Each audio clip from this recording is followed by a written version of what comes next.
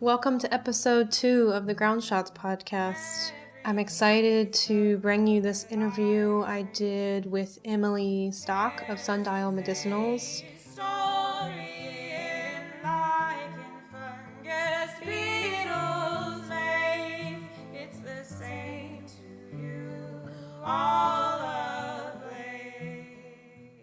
I met Emily last year in Colorado, actually, at the Good Medicine Confluence, and we mention that in the interview that you're about to hear. And to explain what that is, it's an herbal medicine conference where people get together and take classes on all topics related to plants and herbalism. And it's run by the folks at Plant Healer Magazine, Kiva and Wolf. I've gone to this conference a few different times over the years, and once back in 2011, way back then, and I went last year for the first time in a while, and that's where I met Emily and visited her then, and then visited her again this year, and decided to interview her. So I have a blog post on my website at ofsedgeandsalt.com where I have a photo journal of my visit with Emily, and it's pretty beautiful and kind of gives you a glimpse of the place where she lives and a little bit into her apothecary too, so you should also go check that out. In this interview, which we did in her apothecary, just a couple things that we talked about: starting an apothecary, staying put in your hometown, just some of Emily's background on plant medicine and how her grandmother had something to do with that. And we talk a bit about Bears Ears. And if you don't know what that is, it is a region in Utah, a national monument that is controversial right now, but you'll hear more about that in the interview coming up. And just a few other things that are relevant to practicing herbal medicine in Utah and in this country in the moment, and I'm really inspired by Emily, and I really hope you enjoy this interview. Earth burn, burn with the light that reveals our faces. Burn, burn with the heat that will warm these places. I'm here in Moab, Utah, and just left the Good Medicine Confluence in Colorado, which was really fun. It was great fun. And exhausting. We're both tired and recovering from that. And last year I met Emily at this conference. They call it Confluence. They do. And we just met at, I don't know, one of the little gatherings at the conference, and then I came and visited her last year in Moab, and I had never been here, and so I came back again, coming through, and stayed a night and visiting Emily and her apothecary. So here we are, hanging out, drinking lemon oil tea or milk. Thanks for coming and being curious about the lifestyle of an herbalist. I think it's kind of unique to be able to be self-supported as an herbalist. I worked really hard for a lot of years to be able to do it, and now, even if humbly, I'm able to support myself, so that's exciting. But yeah, I'm Emily Stock, and I'm the creator, owner, and medicine maker at Sundial Medicinals, which is my company, and I grow quite a few of the herbs that I tincture, and I have a big garden space, and otherwise I source organically, and yeah, I'm basically just like a community herbalist. I have a product line here, and I see clients, and I see a lot of members of my community, and help them out with varying things and make custom formulas for people. I'm just grateful every day that I wake up to be an herbalist. I grew up outside of Moab, grew up in the desert around here, And throughout my life, I've always been drawn back to the desert. I've tried to live in a lot of other places and traveled around a lot, but I've always kind of been pulled back here when I was younger for shorter periods of time. But these days, I feel really settled. You went to school? I went to school in Missoula, right. for a short period of time, for a little over a year. And and then I finished my degree through Prescott College, and I traveled around a lot during that period of time. What was your degree in? Sustainable Community Development. Oh, cool. Yeah, which was a really cool program. I get to travel around and work on farms and find the mentors that I wanted to be my teachers and create a class with them. And that was actually where I first started studying herbalism in a formal way. Because one of my mentors was an herbalist and I wanted to take a class with her. So we designed a class together. And that's really where I started, putting a lot of context to the things that I grew up with. Because my grandma also made herbal medicine and we always used her medicine growing up. But I never really put it in context with everything else, and so really putting it together in that way was really helpful and inspiring. And ever since then, it's pretty much been a nonstop obsession. I know you told me you're always listening to recordings. Yeah. And studying and going to conferences and and the books that I read are always nonfiction, somehow herbally or Chinese medicine related.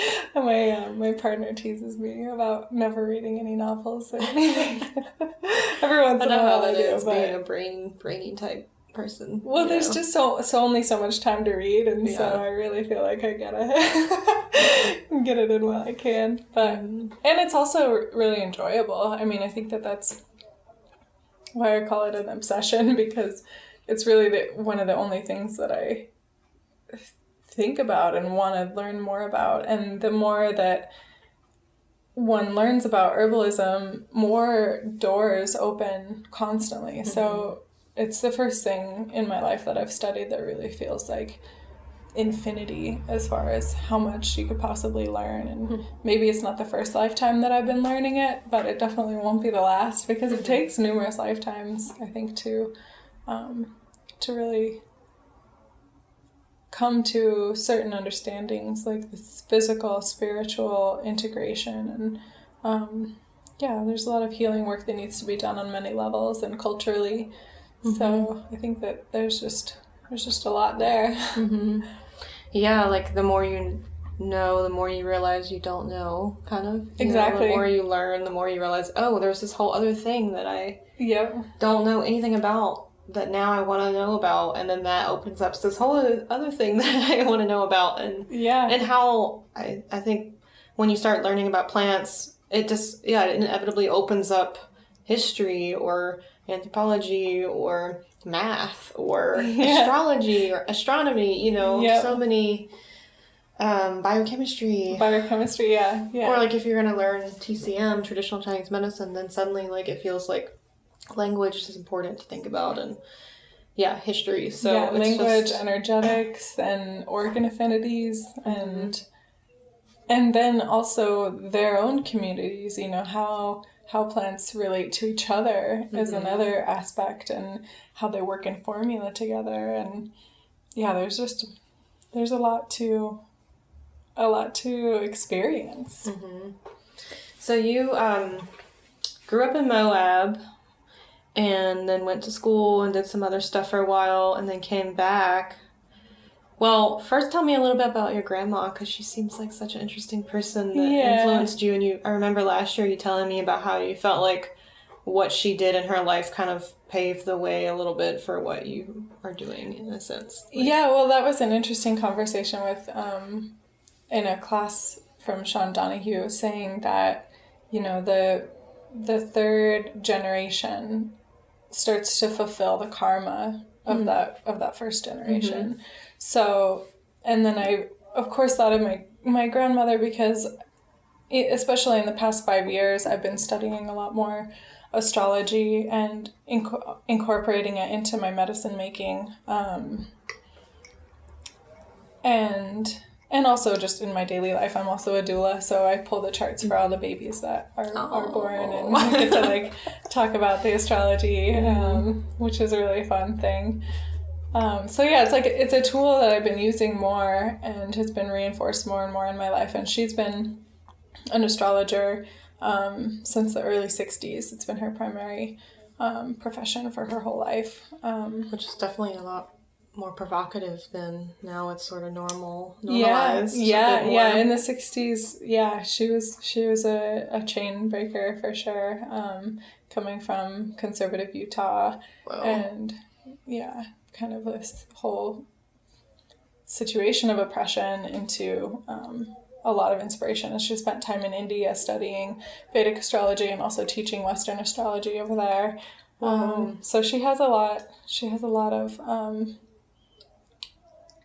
just a really amazing perspective for where she comes from. And I've just learned so much from her over the years, and mostly just from her planting the seeds of herbalism and astrology and just the universal love and light, and her sense of understanding of the world, which is a really compassionate and gentle understanding, and that really informs how I garden and how I interact with plants, and I'm pretty sure I learned how to talk to plants from her. And so there's a lot of wonderful things that she's inspired me to do. It's interesting to think about, like, you're saying it take the 3 generations. When you do the healing work in your life, even if you don't finish or like feel like completion, like if you pass on your genetics or even the energy you pass on to other people when you're teaching, in a way is like passing on that part of that work, So to think about her, and I've had some other friends tell me their stories recently too about that being intergenerational trauma being dealt with at every level, and then finally it gets to them and they feel like that really they couldn't have done it without their ancestors or their family having done work too. So absolutely. Cool. Yeah, and I think that is definitely a piece, and there is this other interesting physical thing that I've been thinking about, which is that when a baby girl is born, the eggs that will become her children are already fully mature within her. So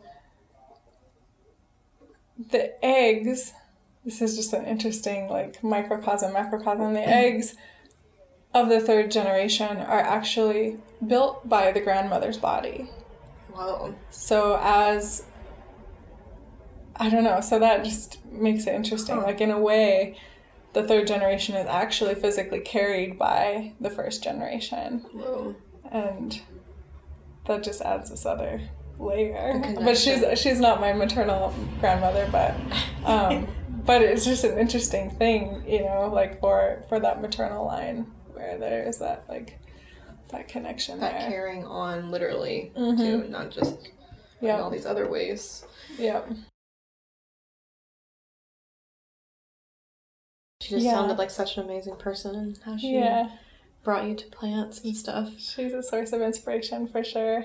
And my parents too. I mean, we grew up in the my sister and I grew up in this really undeveloped valley, right? And like now it's a little bit more developed, but there's still just one house on every 5 acres, and we just kind of grew up slowly building our house as we had money to do so. And first we built my grandmother's house, and then we were building our house. So even just in the course of that was like she lived about there too? 5 years. Oh, cool. Yeah. I didn't know that. Yeah. But you said now she lives in Oregon, but she lived here with y'all. Yeah. We hung out with her when she moved as I graduated high school. So she was around all of my growing up. Cool. But so we lived outside, and we had a little teepee, we had a little lean-to kitchen and a little trailer, and we had like different iterations of other spaces, but we spent most of our time outside. And even when we did have like a slightly larger living situation, my sister and I just chose to sleep outside a lot. So we had a little bed on the trampoline that we would just like throw a tarp over on the day and sleep out there at night. And that's when, we slowly learned constellations and just enjoyed sleeping outside more than sleeping inside. So that was kind of our spot. I was just thinking about that yesterday. We did our walk. We hiked up this canyon yesterday, and just thinking about how the land influences our ideas about the world, and just so since I traveled in so many places, and just the land is so different in so many places. And you teach a star class or like a astronomy class at Good Medicine Confluence, and you also kind of follow the stars with maybe your medicine making and stuff. And then I remember you telling me about sleeping outside a lot as a kid. And in Utah, there's like no light pollution, or very little light pollution, it seems like. And so it's kind of like a big presence in it's sort of like in your face, like if your relationship with the land, the stars are right there, Definitely. And that's, as I live in town, it is nice to get out. Like periodically I'll still get out and go out of town somewhere to just sleep under the stars.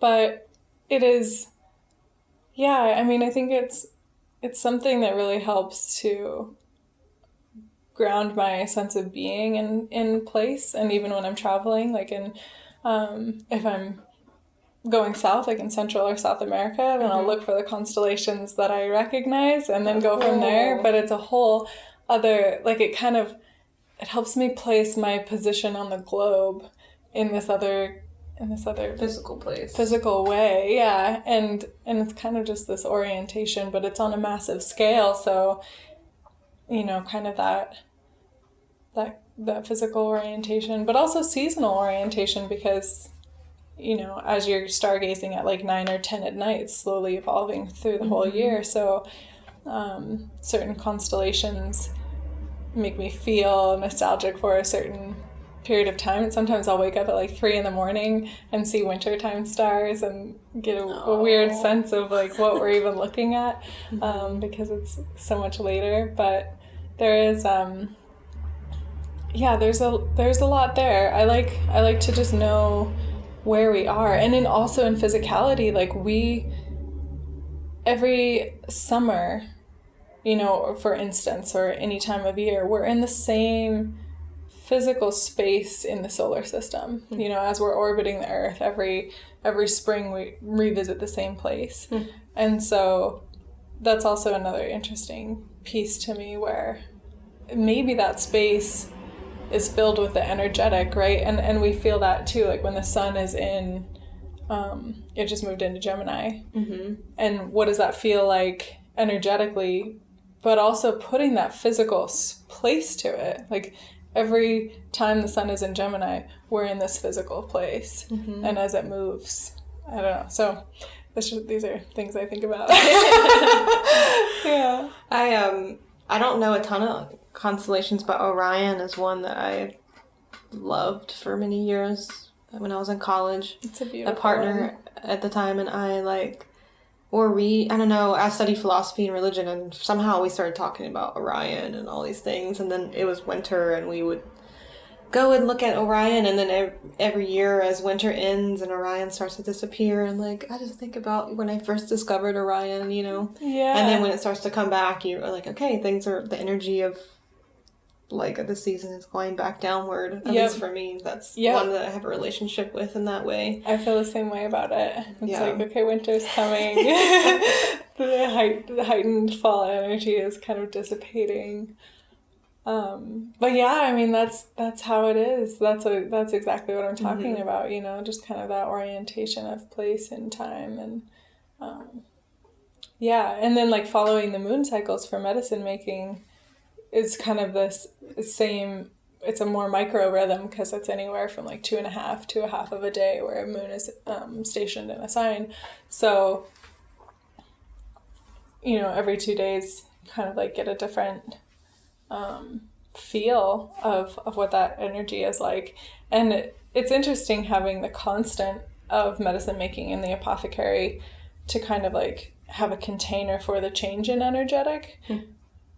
because it's subtle, but you can definitely feel it, especially once you start getting into a rhythm of paying attention and working with the plants that are harmonized by those energies that are going on. It's kind of cool because I guess astronomy has been something that has been a part of your life for longer, maybe, than working with plant. Or maybe they go together. Yeah, for probably you, together. and that you work with plants every day in your apothecary, and that you're looking at the stars often, and that it's just like your everyday life is just really in tune with how all that stuff is moving. It's so awesome. Yeah, I try to make it be. I mean, sometimes I definitely get out of spinning in a spiral of stress and obligation, but like needing a medicine, but I can't make it till next week. Yeah, so. Sometimes I get a little like, but that's all the more reason. I mean, for me, the more on top of things I am, the more I have wiggle room to press when I need to press and to make when I need to make, rather than feeling like, oh, I need to make this now and I need it next week, and being crunched. So I try to just think far in advance, like especially in the medicine making. Like as soon as I'm getting anywhere low, I'll put it on the list to be made, and then when the moon is favorable, then I can put it into make and also press it. So I try not to be too stressed about the medicine making aspect, but and just trying to like incorporate that more into like the daily life and the gardening. And I'd like to do more biodynamic processes in the garden. I do plant with the moon and use the moon in the same way that I medicine make, but it would be nice to start digging into some old rituals in the garden too. So it's kind of what I'm looking at. I think it's cool. Just we're here in the middle of a desert, but you have your house, your backyard is like filled with medicinal plants. And I know that not everything you have in your apothecary you grow, but like a lot of it. And so it's been really cool to see that, because people have an idea like, oh, in the desert it's really hard to grow your medicine, but it can be done. It is, I would say it is still difficult. Like, I spend most of my time gardening is cultivating soil because the soils are really alkaline and also kind of clayey and just not very nutrient rich. So a lot of, the first 4 years that I was at my house, I was biking home with a trailer full of compost buckets and coffee grounds and, cool. Building soil in that way. And now that it's kind of built, I've been backing off a little bit and not scrounging compost from the organic co-op, and I've just been just using my own kitchen scraps. Every once in a while I need coffee grounds from somewhere, but because you're trying to acidify a little bit more, which I was telling you yesterday how it's like the opposite problem where I have gardened a lot in Appalachia. It's like too acidic. Needing more alkaline. Just the more you work the soil, the more it gets acidic, Yeah. But here it's totally different. Yeah, you need the acid. Well, and it's interesting seeing the reflection of, and I'm dealing with this like in a subtle way in my own body. It's like trying to like increase, for instance, stomach acidity for the absorption of nutrients. And then I look at my soil and I'm like, oh, that needs the same thing. And so often the garden informs the treatment of the physical body, whether in the compost, if the compost isn't breaking down enough, and it needs like some inoculation. It feels like whenever that happens, I also need to pay attention to my gut flora. It's like our internal compost system. So it's nice to feel in relationship with the land in that way. Yeah. And have it be a reflection and a tool of understanding. Like your body is here and out there, Yeah. It's pretty wild.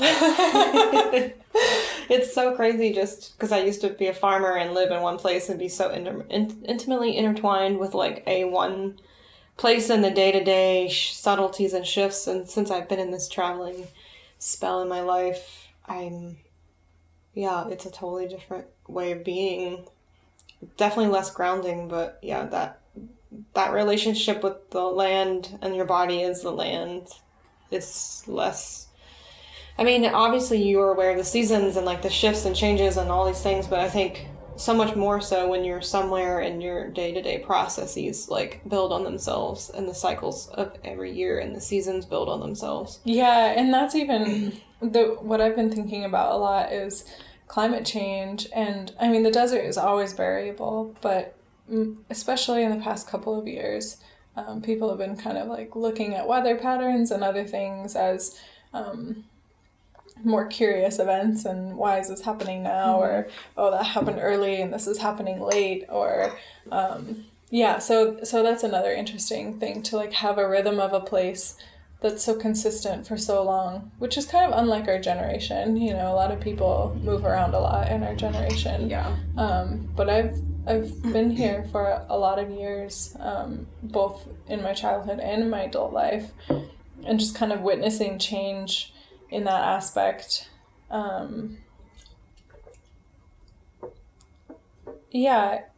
Sometimes I try to just go with the flow, but sometimes it's concerning, you know, because you notice the subtleties so much more because you're attuned.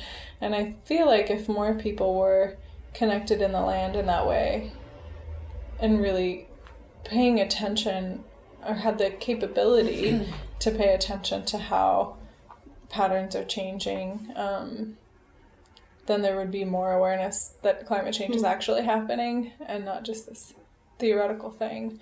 But it's incredibly hard to do that in the city, in the built environment. So, yeah. I mean, I guess unless you live in a place like Houston that floods like crazy, and Right. hurricane, Right. like freak things, but like the day-to-day. It's true. You The know, day to like are the that's turkey obvious. vultures late in coming back this year, or you know, just I guess there's things. plenty of things you can definitely notice in urban environments about what nature is that's intertwined, but like it's just less in your face, I guess, than I mean, Moab is it's a town, but then it's just surrounded by immense. I mean, nature. What is nature is a whole other conversation, but unoccupied by humans. Land. I mean, traveling, I feel like I get to witness and see a lot of places and ideas and things that seem to be changing and staying the same or whatever, you know. And so in some ways that's what I feel like I should be doing right at this very moment. Coming from a place where I just like was there and didn't leave that much, you know, for a lot of until my early 20s, but yeah, the more I see these places and people, and I don't know, I'm realizing like the value, like how much more valuable it is in some ways to stay put and watch and be there. Because I can see like, oh, I would have never known the issues of public lands in the West if I hadn't have come out here. Right. And it gives me perspective on like where I grew up and like, and whatever that really means in the long term, the perspective that I gain is really valuable. And so in that way, I feel like it can help me understand like why I should advocate for lands, you know, and how it's all interconnected. Because sometimes people get in bubbles and don't realize because we live in this place that's a country that, you know, everything, we're like, why should I care about bears' ears, you know? Well, it's such an incredibly large country that it's hard to conceptualize. I mean, for me, it's hard to conceptualize really anything going on the East Coast or like Eastern states. Anything really beyond the Midwest is like, just feels like it's so far away. And it's hard to conceptualize. But that is, and kind of back to what you were saying, I'm thinking like astrologically, you know, a lot of people have been traveling. Saturn's been in Sagittarius, and there's been this lots of traveling and lots of big ideas and inspirations, but it moved in November into Capricorn, and it's a 3-year cycle. So I think a lot of people are feeling more rooted and more responsibility too. Responsibility, but it's in its rulership, so it's like, what is solid, where are boundaries, and not, I mean, limitation is a a key word for Saturn, but without limitation, there can be no manifestation. You know, you need the bounds of limitation in order to focus energy. And since that energy just moved into Capricorn, I think a lot more focus will be more grounded and stable. And then also Uranus just went into Taurus. So that's another earth energy in some of the bigger planetary energetics. So that's kind of exciting to me, because it's like, you know, Uranus shows us how to make meaningful change. And you were telling me it's also a wild planet that will do whatever it wants. Yeah, it's so it's unpredictable, but it also shows us the way to make lasting change, because it's ultimately inspirational, because it goes outside of the bounds. And in Taurus, that combination is really where people are making meaningful change will somehow have to do with, you know, the earth in some way. Another good earth sign with affection and so I think that could potentiate some positive change as well. Yeah, I'm feeling that. Like, what am I doing with what I gain or what I learn from what I'm doing? You know, feeling a pull to like really do something, like these interviews, for example. Like, okay, and then I take those ideas and like share with other people. Yeah. And whatever that will do to plant seeds or influence or create conversation. Yeah. For me, just feels like suddenly like what I should be doing as a part of my whatever it is, you know? Yeah. So, which feels good. Yeah, totally. Yeah, I think it's like there's a catalyst going on for sure. Yeah, so you grew up in Moab, left for a while, came back, and so what made you want to start Sundial, and like how did that begin? It began kind of without direct intention. I had just finished herb farm internship, and I moved back here like later that fall. It was like I spent a summer traveling after that, and then came back, and I was so happy to land, because there was all this medicine that I wanted to make just for myself and just to play with, really, just to get to know different plants.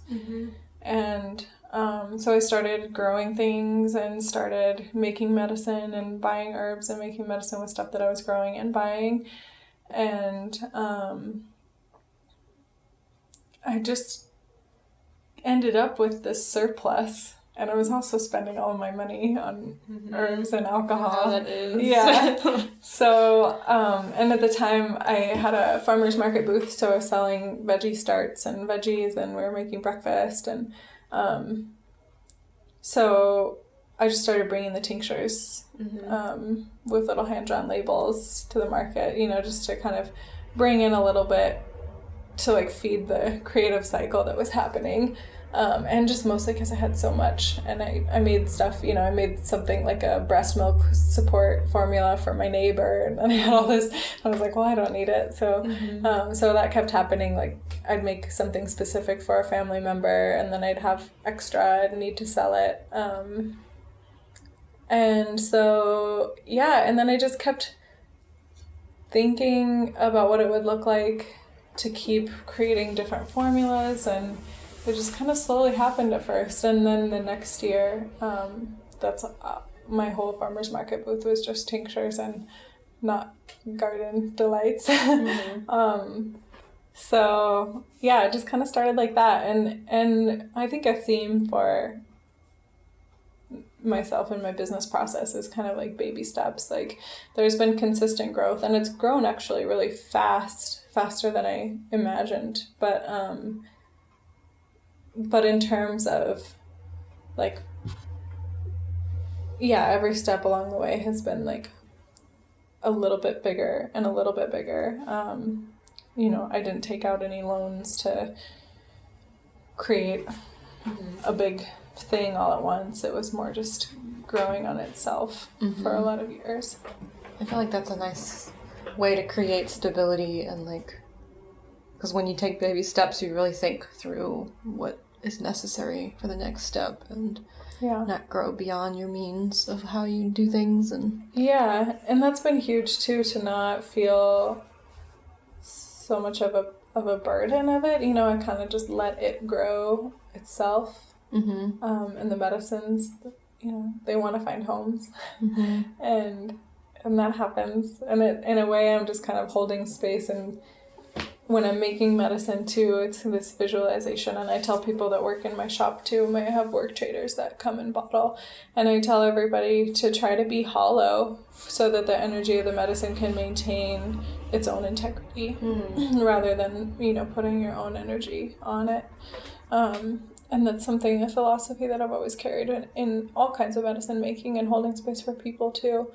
But not bring your own energy or stories, like leave it out there until you. Yeah, and just allow space to be a conduit so that the energy of the herb isn't influenced by that intention, even if it's positive intention. You know, it's kind of like holding space so that right relationship that will happen between a plant and a person, once it leaves here, will be exactly what it would be otherwise if I hadn't made it.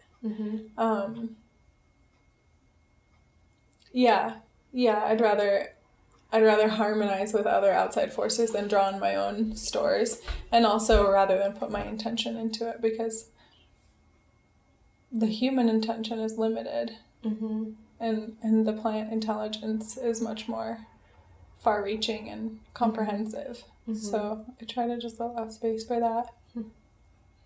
That's cool. I forget that sometimes. Yeah. Well, it's like we have that power. We have that power of intention, and it's also, I do make certain things for myself that I get witchy with and put my intention into. And purposely not hollow. Yeah, exactly. But when I'm making my formulas and tinctures and teas and stuff that will go out to find other people, I try to loosen the grasp a little bit. So you started off, you told me before that you had like a part-time job, and then you were making the medicine on the side and making a little money, and then you just slowly like increased your medicine making and like your work with that, and then eventually just decided to jump off and like do it full-time. I didn't actually pay myself for about 5 years. You just put the money back into it, so... Yeah, the business was just its own entity. And so I worked for free for it for a long time. And I still am reluctant to pay myself. It's like I only do when I need to, and I only pay myself as much as I need. Which is just a funny thing. Maybe just because I'm not used to it, or I don't know. But it is... I was waiting tables for a long time. And when I first started and was buying a bunch of herbs, I was pretty much I was like waiting tables a lot and paying, I was making quite a bit of money and just put it all into the business. And that was like for 2 years. And I was working at the co-op for a lot of years too, about 4 years. I was working at the local co-op, and that was cool because I was managing supplements and kind of, it was in the same vein. And then I was managing the bulk herbs too, and kind of got a feel for certain things, like how I like to unpack orders and how I like things to be packed. And so as I'm shipping my wholesale orders, all those skills kind of come back into play. So it was informative for sure. But I kind of stuck around as like a 2-day per week for almost a year, and then I was like, I just have to cut the ties. I need to just work for myself, because scheduling more than anything was just becoming too much. I think I started seeing clients at that point too, and then it was just hard to find free days, and so I decided I needed to be able to make the move. And it's been pretty smooth ever since, and it's still growing, so it's been fun. I like going to the little co-op here in Moab, and the like wall of tinctures that they have is mainly your medicine, plus a couple other local herbalists and stuff, versus the bigger medicine makers, which you don't see very often, really. I mean, even in Asheville, where I lived for years, depends on where you go. Like, maybe at the co-op there's more local herbal stuff, but like some of the other groceries, you don't hardly see any. I mean, partly it's thinking about GMPs or thinking about what is more profitable for them to stock and things like that. Well, and it's also interesting, like, there's this chain, certain chains also have this incredibly limiting policy, which is that if you sell to one, you have to have enough inventory to supply them all if they would like it. So there's also like a Whole Foodsy type of chain. Yeah, but it's like Natural Grocers even, which is a much smaller chain than Whole Foods, but they have that same policy. So it's kind of interesting in that way.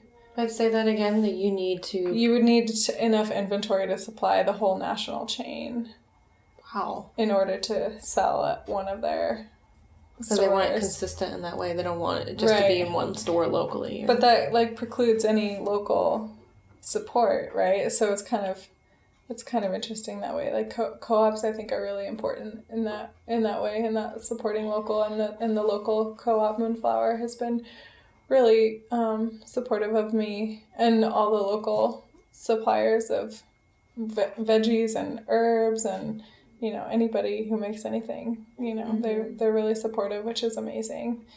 And it's also objectively, I think you can make better medicine when you're using glass, when you're doing small batches, when there's one person overseeing the medicine. I make all the medicine in my shop. I have helpers who help me bottle, but I make everything. And then you look at something like Herb Farm, where they have to store their tinctures because they are so high volume. They have to store them in plastic containers, and they make them in big 55-gallon plastic drums, and they just stir them. So you're missing the shaking element, and you're missing, and then there's just plastic, and so there's just the energetics of storing things in plastic. I mean, why? Yeah, it's a funny thing. I mean, even if it's safe plastic, it's still like the energetic of it, and like you're saying, like, how do you be hollow? The thing you're holding it in is not uninfluential too, That's a good way to put it. Yeah, because it is influenced, and you just can't really get the same kind of quality as you can if you're making them by hand and storing in glass. I'm curious what's relevant in this place right now, and just to take it from the microcosm of like the planets and the plants and like the subtle energetics of every day to more of this local place in Moab and then also Utah. I know that like your partner is a lawyer working with, so is it the Wilderness? Southern Utah Wilderness Alliance. And so that's something y'all probably talk about a lot, and you're pretty hyper aware of. And land politics in Utah is really interesting, and it's really like surrounded by a lot of possession ideologies. The Utah State Legislature, we have a lot of public land, which is federal land. It's BLM land. But the state thinks that it's all their land, and they want to privatize it for resource development. For the state to benefit. For the state to benefit financially. And so there's just kind of like this back and forth pull between like the old Utah Guard kind of, and then everybody who comes to visit, lots of tourists appreciate the public land. So for a long time it was there was like this perceived split between resource development versus tourism, but it was kind of this made up back and forth, because nobody, even on the progressive side of things, really like supported tourism in the industrial sense. Because it's just another way to kill land, you know? And so, like, there's this big movement against, like, geotagging and against, like, saying, like, this is where I was and this is what I'm doing, because it just brings more people to those places. Like Instagram and tagging place. Exactly. So it's kind of, like, trying to bring awareness to that. But it's just hard because we get so many visitors. And so it's especially like in the areas that are well known, and the more that it grows, the more that area is like growing. So that's hard on the land. And then there's also this constant battle with the state trying to develop resources in areas that are either like, you know, wilderness study areas, or just trying to basically just open up areas that have been historically closed for development, especially with this administration, because it's easier to try to like push things through right now. While seems like they could actually have it be the way they want. Yeah. But there are, organizations like SUA, the Southern Utah Wilderness Alliance, and a lot of other non-governmental organizations are really fighting hard right now to try to hold the line, you know, just through this administration, because it always ebbs and flows, you know, the opinion is constantly changing, but it's organizations like those that are really just like holding the line and trying to preserve wilderness for wilderness use. And then there's this other interesting thing, which is that, like, you know, mountain bikers, there's, like, a group of mountain bikers that want to, like, open up certain wilderness areas for bike trails, and they say that it's, like, discrimination because it's no mechanized use, you know? Well, what is a machine? Right. But mountain bike trails are really, really high impact, you know? Like, some of my favorite hiking trails around here have just been totally destroyed in the recent history by bikes. I guess it'd be one thing if they just stayed on a certain path, but it seems like that then they often create new paths everywhere. And totally. Well, and it just, you know, like you're either walking on like, if you're walking on slick rock, like on a bike trail, it's like black from the rubber of the tires, and it like chews up a lot of the rocks, so everything's kind of broken up and gravelly, and it's just a different experience. And then they, change the route because it's like easier flow. So then you get like braided trails a lot. So it's just with a lot of impact. With a lot of travel comes a lot of impact, and mountain biking especially, like it really impacts the land much, much differently than walking does. So there's also that. So there's a lot of land politics around here because there's a lot of different user groups. But yeah, it's hard. There's also a tar sands mine in just a little bit north of here, kind of by the Colorado border in the Book Cliffs area, that we've been fighting for. Well, that was one of the main reasons why I moved back to Moab when I started Sundial, because they were starting to kind of explore it a little bit more. And and I moved back to kind of start a campaign of information and start a campaign against the tar sands mine, which has been pretty successful. Like most people know about it now, which is great. That's the thing about like the more awareness of a place, and then like via social media or via the geocaching or all these things, like it's double-sided in the sense that more people has more of an impact on a place and changes your whole community in good and bad ways. But then there's also like it raises awareness about places that are things like that, you know, just by having people come around and be like, oh wow, this place is being so highly affected by, you know, this thing that's more of an impact. You know, like how do you measure what is on the gauge of impact?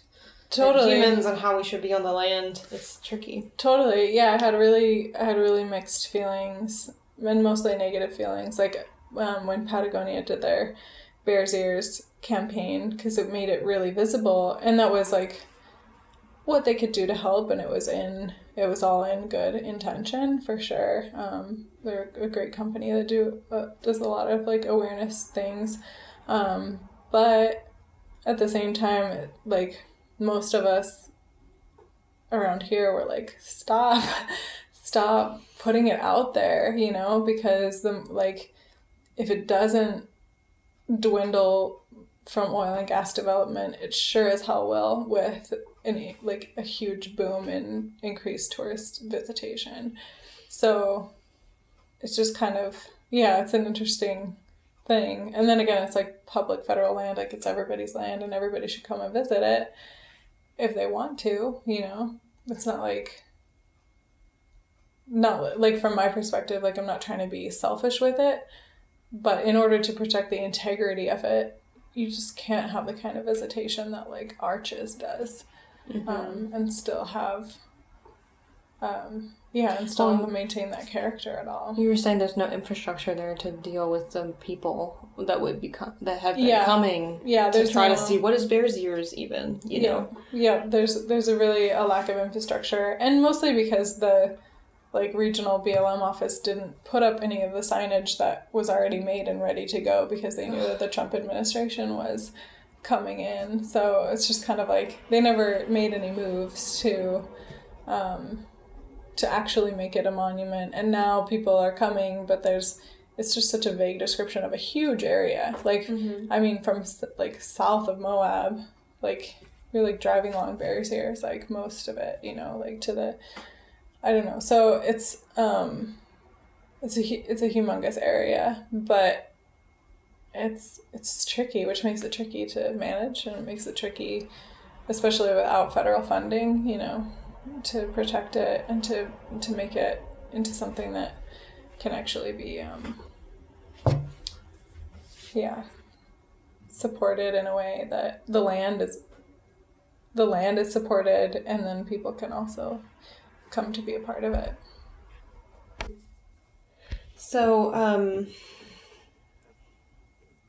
it's such an interesting thing. Will you just explain a little bit about what making BLM land a national monument means? Because, where I'm from, we don't really have much BLM land, the south of the United States.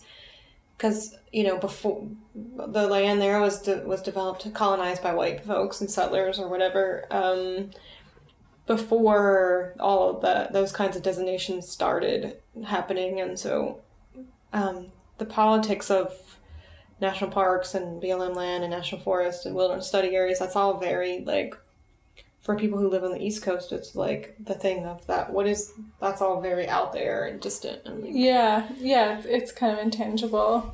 So BLM is federal land, and by designating it as a monument, it's not necessarily changing that, but the state, for some reason, a lot of their talking points are surrounding the federal government stealing the land, even though it already is federal land. So it's just kind of a redesignation that would mean that no more oil and gas could be developed. And basically, a monument is only designating a monument doesn't have any specific land management policies tied to it at all.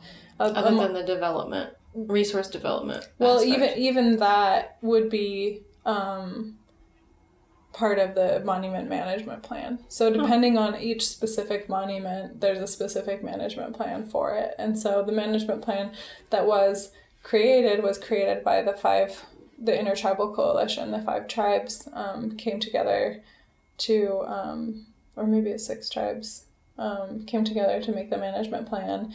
And so that's how it stands. And right now it's in limbo because it's just in court. They tried to rescind it, but nobody is quite sure if that's legal or not. And so a bunch of organizations have submitted their responses and their appeals to it. So we won't know for a couple of years how that ends up shaking out. But y'all are saying that it's not even that much oil and gas to be extracted. in that area, that it was more of like a political move of power. And then something I also want to touch on is the intersection of native folks with land management around here, and their, like, it's just a weird thing to be even thinking about state versus federal when it's also like native land, and they were heavily involved in Bears Ears. Yeah, absolutely, because it's not the land that is like, that land isn't on the reservation, but it is traditional. They have history with that land. The Hopi, the Navajo, the Ute, the Zuni, and the Mojave, I think. And yeah, so they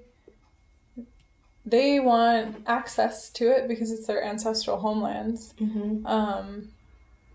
And they basically want to preserve the ability for, harvesting of medicinal plants for the tribal members, mm-hmm. and for, just to be able to have access, to have ceremony there, and to be able to use it in the ways that they have historically used it. Which to me seems pretty reasonable and low impact, but it becomes so political just because the state doesn't want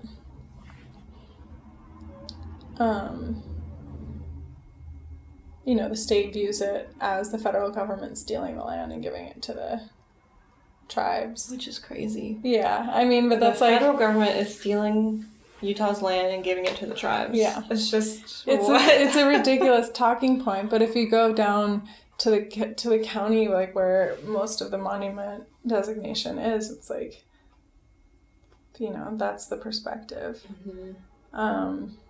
So it's tricky, especially when the truth just gets muddled by all the politics, and the actual designation of the monument, which is such a benign thing, really was pretty benign. Like, there is like I don't know, there wasn't even really that much resource development even on the docket, there wasn't... Like, people waiting in line to jump. Yeah, there wasn't really any of that. And they even, like, opened up this bidding period, to be able for people to bid on parcels to develop. And most of them were people doing it in protest, because it became such a big thing. But then it was like, okay, so, like, now... like, it just kind of exemplifies the fact that there wasn't really that much resource development there in the first place. In Grand Staircase, the other monument that was designated by Clinton, mm-hmm. There is the Kuiperowitz Plateau, has a big coal seam in it, and they've been eyeballing it for... Was that also 30 years by Trump? Mm-hmm. In the same motion. Swooping. Yep. Which was in, like, the tax bill or something. Yeah, it was something really off base. But yeah, so that one is a little bit more of a concern with resource development, but Bears Ears not so much. That's the one that seems so much more in the public eye, and you see the memes. Well, it was Instagram, new. There was like... so much. It was new. It was like, Obama declared it at the very end of his pregnancy, and so because of that freshness, it just kind of opened up the door for Trump to do one of his anti-Obama things, Mm-hmm. And the Utah State Legislature has really been, like, ingratiating themselves with the Trump administration and trying to get what they want out of it, and it's been working for them. So we'll see how it plays out legally. Yeah, it's pretty fascinating, and it's really nice to hear from you and your partner, Neil, is his name? Yeah. Fiance. Yeah. Just, I didn't get to talk to him a ton about it, but just a little bits here and there, and then here, even last year, talking to y'all about it and hearing what's changed or what's happening now. Yeah, I'm really interested in seeing how it plays out and, like, what people can do, and in some ways it's like people maybe think going there and then showing the place on their Instagram feed or whatever. Yeah. That helps, but maybe it doesn't, Yeah, I mean, I just have mixed feelings about help. it. Like, I don't think it helps. But at this point, too, it's kind of like it's out of the public's hands. Yeah. You know? So at this point, with that particular land battle, we'll just wait to see what the federal government or what the courts have to say about it. Yeah, especially since, you know, colonization has all these different faces, and that's just a continuation of, you know, coming in and like taking away from Native folks power and like autonomy over a place as well. And absolutely, I'm really curious how we'll play out in the courts and what precedent that sets for the future of like how that play is, you know. Yeah, and that's, I mean, it's kind of nerve-wracking in a way too, because with the Antiquities Act, you know, it doesn't say anything about monument rescission, but if the courts decide that it stands, then it could potentially put all of our national monuments at risk for like the whim of a president, you know. So, but the other side would say that monument designation is at the whim of a president anyways.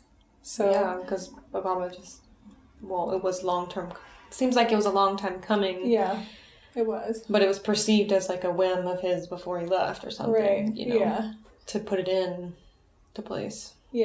But this, I think this administration just like breaking so many bounds was really like putting into perspective how whimsical it can be to just like make a decision that really affects a lot of people. It's interesting to think too, because something when I did this program with Signal Fire last year, that organization I was telling you about, a lot of their work putting artists in wild spaces has to do with like just thinking differently about how humans know about and engage what we deem as wild spaces, and whether we know the history of it or the cultural context of it or like what impact we have. And one of the conversations we had, which is something that I just hadn't thought enough about, is like the idea of social environmental politics not really being hand in hand enough, or that like we should protect what we consider wilderness or wildness and not have humans be there at all, or like that. And even though humans have historically actually been engaged in that landscape, and just how that's an interesting thing that does seem like it's shifting our language and understanding about human interaction with the land, and then in like how we want to protect land from humans, or are we protecting it from resource extraction. And so it seems like in this instance it's not necessarily about protecting it from, I don't know, it just seems like it's more complicated than just preserving it for a wilderness, but it's also for its cultural heritage. You know? Well, I think, you know, the end game for like Southern Utah Wilderness Alliance is an actual wilderness designation. And with wilderness, there's no mechanized travel, so you can't drive in. You have to drive to the boundary and then walk in. And so with larger places, it kind of ends up by default protecting the land from people as well, unless you're a motivated backpacker, you know. And that's a really like special solitude that is really hard to find in this world. But it also protects the land in and of itself for itself. So it's not necessarily protecting it from humans as much as it's protecting it from highly mechanized impact, you know? Yeah, or like the humans in numbers. Yeah. But yeah, I think that's kind of an important factor in all of this, which is that like a monument designation protects the land enough so that it still has wilderness characteristic and can still be designated as wilderness later on. So that's kind of like a, you know, looking further down the road. That's what it looks like for some organizations. And that's important. It's important to have those places. Yeah. There's not very much wilderness left in this country. And yeah. And that's the other thing with monument designation. Like, when you protect a place, it preserves it as it is. And to be able to, like, you know, like we were saying, on a whim, take that away is a bigger impact than protecting it. So I wonder what the courts will have to say about that, because once you once you undesignate land as protected, then oftentimes we can't really go back. Mm-hmm. Like what ends up happening as a response, or the way that it gets compartmentalized so much, it's hard to... I think about that with all the private land in the East, and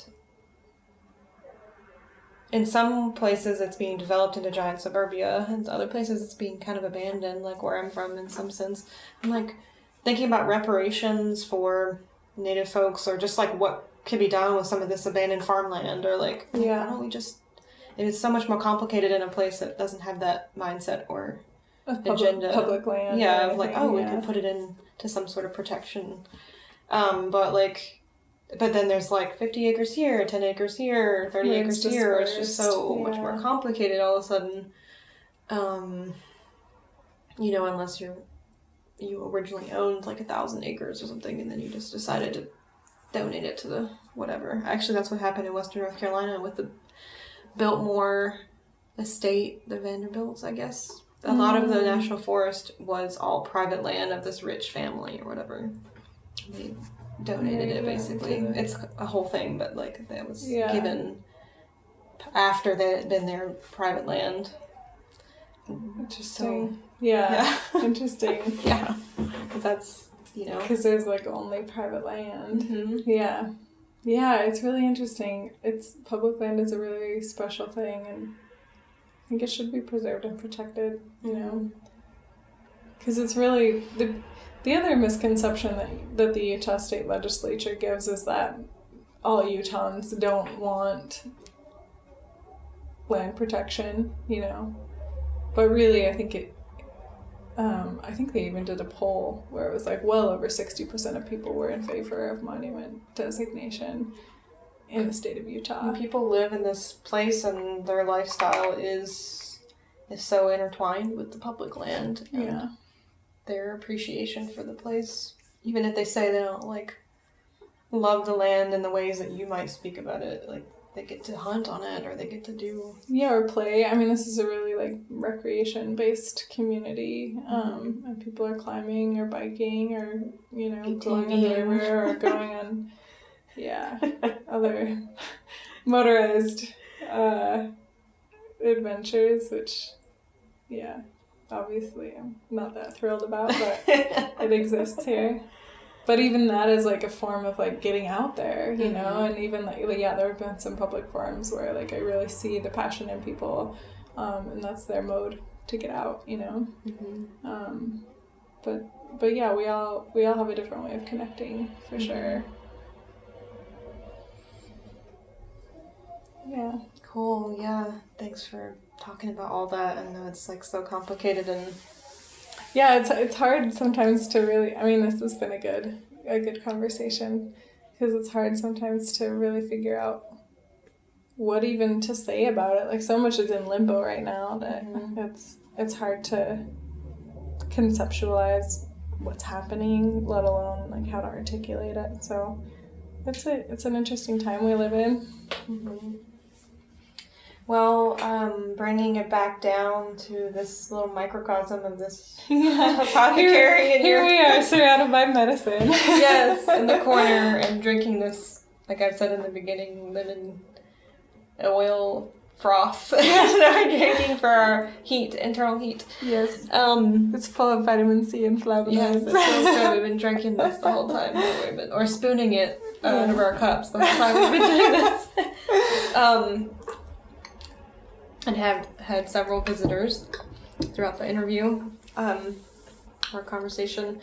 So, what do you see is the future for what your work is here? And I know some of it's in question with this particular space. You're saying maybe you might have to move. I mean, you need to move anyways because you're outgrowing your space. But I need to find a little bit more space, and that. It's funny. I was reflecting on this. Like, it's hard going back to the baby steps thing of how business grows and how life grows, really. It's hard to conceptualize anything beyond the next step. But the next step for me looks like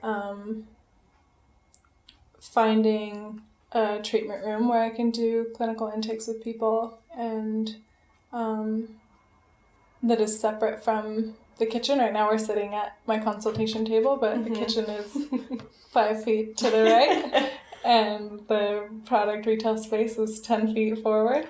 So, everything's in one room, which is really nice, and I have all the bulk tincture here so I can formulate for people. But I would like a separate room for that to take place so that I can have somebody watch the apothecary while I see clients, and be open more than just 1 day a week, which I think my clients will appreciate. So I'm kind of just looking at that, and then looking for a little bit more physical space. The medicine just keeps growing, like making bigger batches of things requires more jars of tincture and needing to make more at a time, so like needing more inventory space, and but that's all fun growth and stuff. It's exciting. I didn't even ask you, like, there's all kinds of different herbalists, and some people make like special formulas and they only sell like 10 things, and they're kind of unique little craft formulas, and some people make seasonal medicine, and it seems like you're definitely more of like the community herbalist in a sense of you make a little bit of everything and people can come to you and figure out what they need, and I really think that's cool.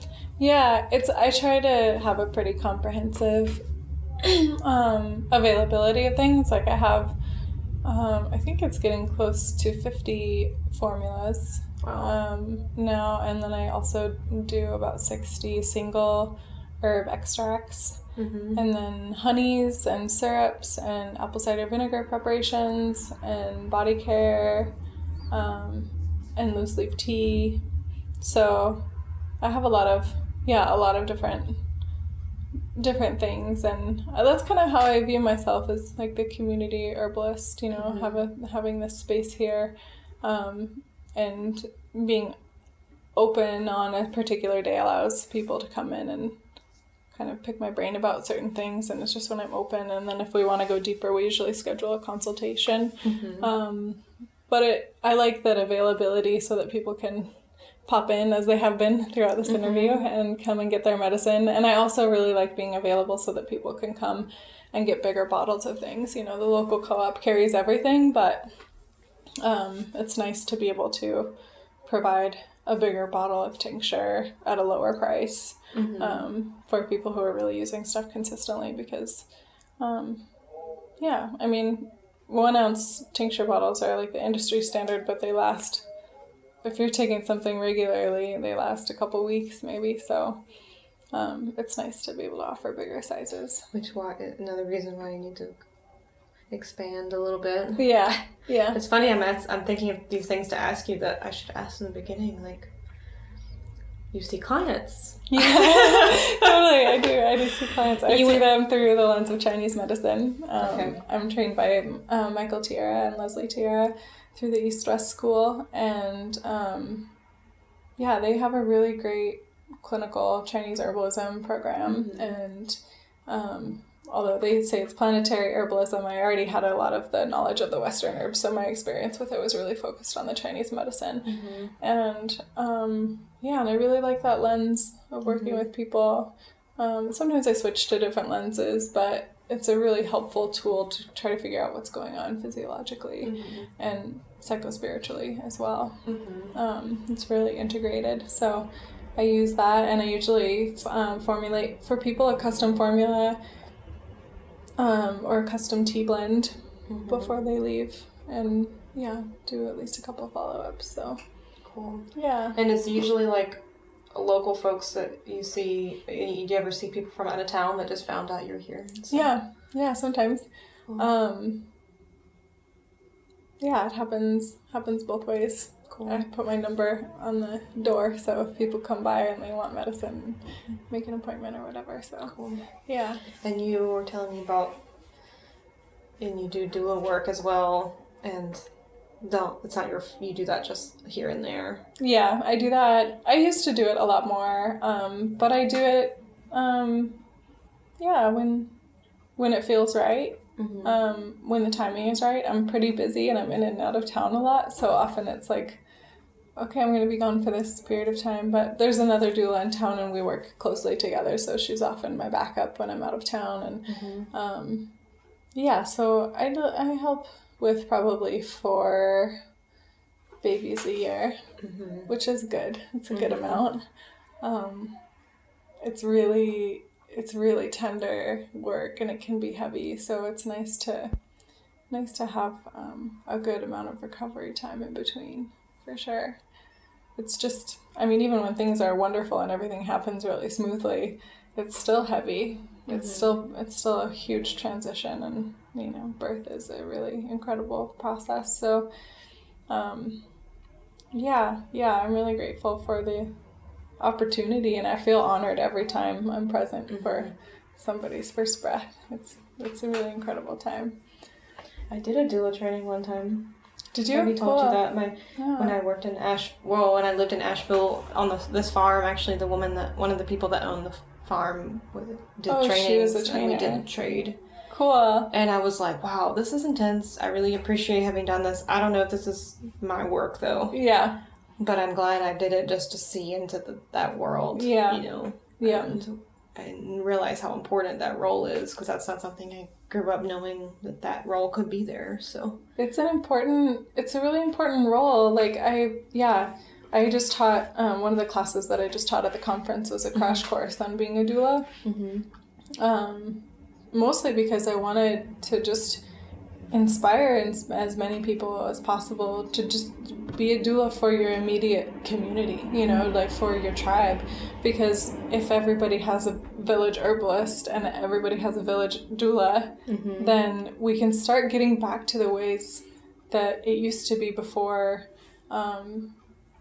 patriarchy and capitalism stole our medicine from us. And it really is part of that. And it works really well. Having a doula works really well when you really connect with the person. So if you already know them, then it makes it a more rich and more efficacious experience. Yeah, it's good work. Cool. Well, I think maybe we should end right around that. Yeah. Thanks. But we could just talk for hours about I know. all this. We do off not recording. Yeah. So you're online. You have a website. Yep, sundialmedicinals.com, and just got Instagram this year. Yeah, I noticed. I'm Instagramming at Sundial Medicinals.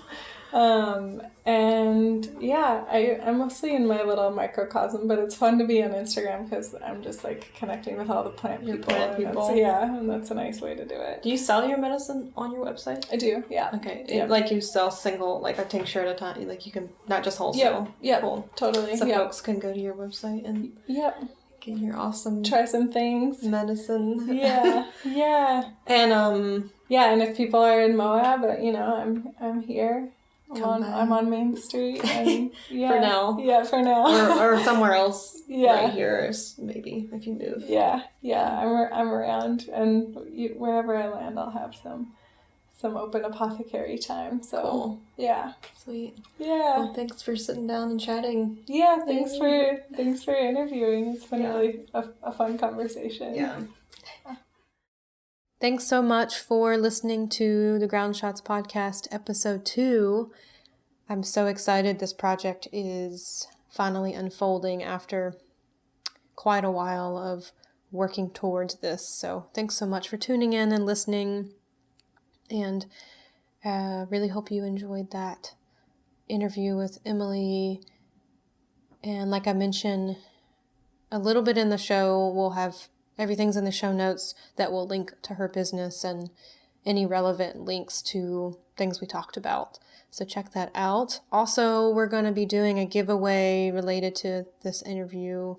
Emily gathered some of her favorite medicines together in a little package, and any patrons $5 and up supporting monthly for the podcast will be entered into a pool, and someone will get picked. So I'm not sure exactly how long that's going to go for, but I will post about it in the next couple days on Patreon and on Instagram. So tune in for that. And I'm really excited about her medicine. I've snagged a few things traveling through, including her Sunny Days tea when it was really hot out, because I was having a hard time with the dry heat. And my camper doesn't have air conditioner or fan or anything. And I've used one of her menstrual cramp tinctures. Oh, and I also have one of her salves. I have a lot of Emily's medicine. She pretty much has everything, so it's amazing. I also got the feedback from a few folks who wanted to know a little bit about my life and what I do. Just a quick little overview update of that, and I won't take too long to do it because you did just listen for a while. But I am from the South, but I have been living on the West Coast, and at times it's been just in California, in the Nevada City Grass Valley area, which is in the Sierra foothills of California. So I've spent a lot of time there studying the land, the ecology, the Yuba River watershed, and there's sort of a history of naturalists and earth folk who have gravitated to that region in particular to study that place. And that's not why I went there, but it just so happened that I ended up there for time periods. And I also have done a lot of traveling across the West.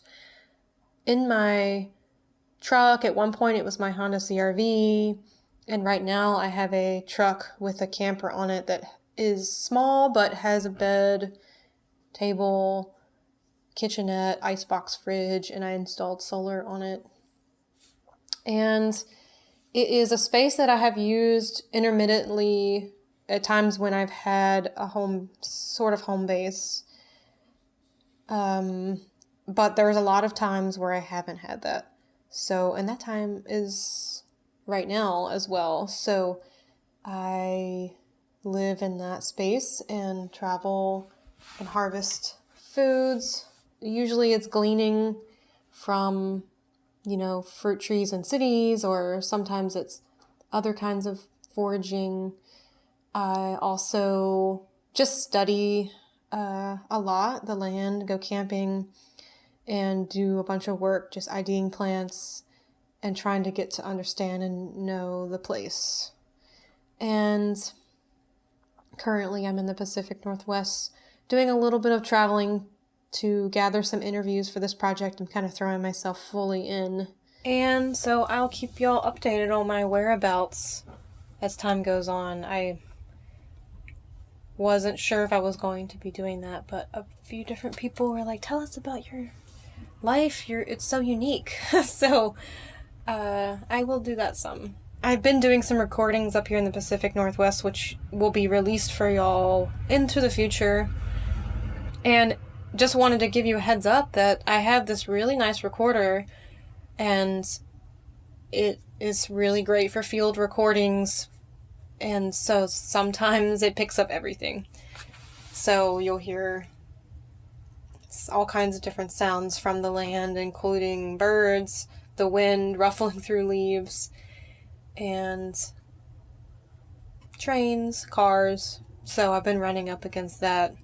Living on the road, it's harder than I thought to find a quiet place to interview. But I think eventually I'll get proper mics for that problem, but for now, it's going to be a part of the podcast. Well, thanks for tuning in, and I hope you continue to listen, and have a really wonderful day. This episode of the Ground Shots podcast was produced by Opia Creative. Our music is by Mother Marrow. If you'd like to help us continue to make this audio project a reality, consider becoming a monthly supporter on our Patreon page at patreon.com/ofsedgeandsalt, where we have rewards like entry into patron-only giveaways, additional audio interviews, extra educational content, and much more. You can also share our work and give us a review on iTunes. Visit our website at ofsedgeandsalt.com to see what else we're up to and a log of our episodes when they come out. Check out our show notes for information about how to find us and our guests. Until next time, y'all, thanks for listening.